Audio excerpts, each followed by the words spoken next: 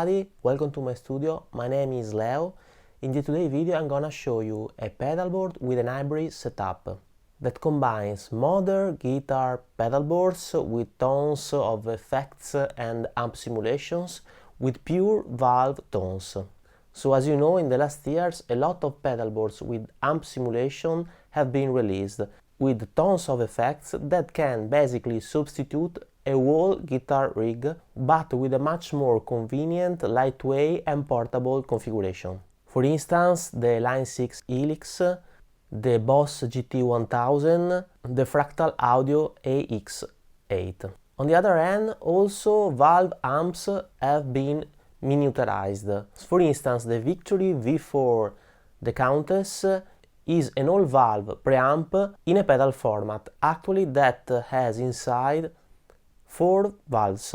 Finally, also a lot of power amp and cabinet simulators have been released still in pedal format, like the Moore Radar or the new X Solid Studio that I have demoed in my channel. So why not combining all of them in order to have an amp like valve tones with a lot of different effects and the convenience and portability of the modern pedalboards? And this is exactly what this video is all about and what this pedalboard is all about, where I am combining the Boss GT1000 with the Victory V4 the Countess with the new X Solid Studio, even adding one of my favorite pedal, that is the Exotic RC booster. But now let's describe in depth this configuration.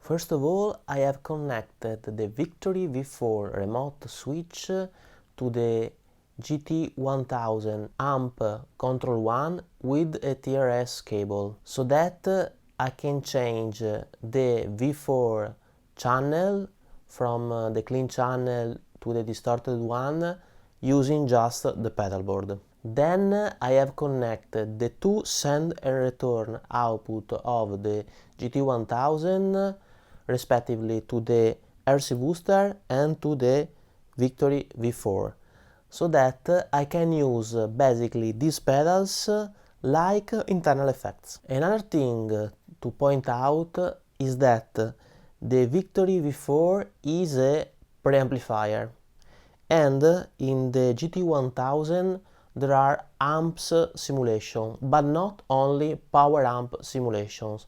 So if I had used only the Victory V4 and the GT1000, I would have lost the power amp section. In order to overcome this issue, I have also connected the Victory V4 to the new X Solid Studio that has a power amp simulation built in, and it can also load IRs. So I can choose if to load the IRs in the GT1000 or in the new X Solid Studio. So in this way I have basically a fully integrated pedalboard with 3 external pedals, and 2 of them are fully integrated and controllable within the pedalboard. So now let's dive into the GT1000 effects and foot switch configuration so that you can clearly see what I did. Now let's see together how I have configured the GT1000. First of all, as I was saying, the remote switch of the Countess is connected to the GT1000 amp switcher that is configured in the Control 1 so that I can easily change the amp channel. And then I have the 2 send and returns of the GT1000 that are connected to the Victory and to the RC booster. Now I have bank down and bank up that respectively change obviously the bank. FX1 that is associated with the first foot switch, that is basically a univibe effect. The second effect that is associated with channel 2, that is a compressor. And then I have the 2 external pedals that are obviously the Victory and the RC booster. The first one is the RC booster that I have associated with Control 2. And the second one is the channel control of the Victory.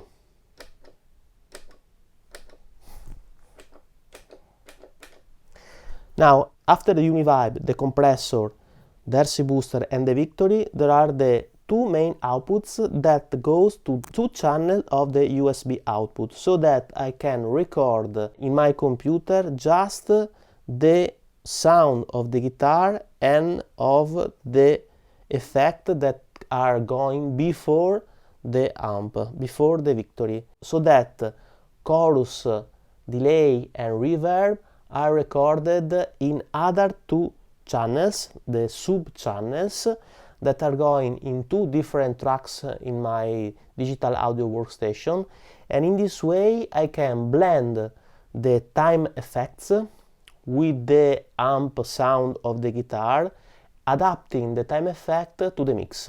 Then after the main output I have the chorus that is associated with the foot switch number 3, the delay that is associated with switch number 4. The last switch is actually not used, it's just assigned to a looper, but I'm actually not using it. Control 3 is associated to the tuner, and Control 1 and Control 2, as I was saying, are associated respectively to the Victory channel switching and to the RC booster on and off. Now let's dive into the GT1000 a little bit deeper, so that you can see how I have done this association between foot switch and functionalities. So I press the menu button, then with the first knob, Control Assign, and then Control Function. And as you can see here, in the first row, you can see the association between the upper foot switches and the relevant functionalities. And then in this row, you can see the association between the lower row of foot switches and with the relevant functionalities. As I was saying, Control 1 controls the amp channel switching, and so this is called amp control 2. The second button controls the RC booster, and it is called SR2.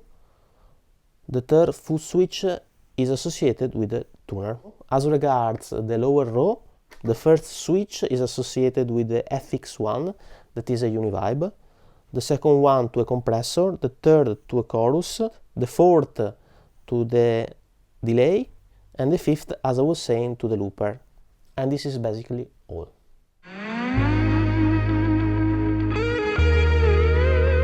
I really enjoy this type of pedalboard. It has the kind of flexibility I need. It has the valve sound I really like of the Victory V4, and the flexibility of the modern pedalboard that gives you a lot of tons of effects in a small form factor. So we reached the end of this video. I hope you enjoyed, and if you did it, please subscribe to my channel and hit the notification button. It would be of a great help.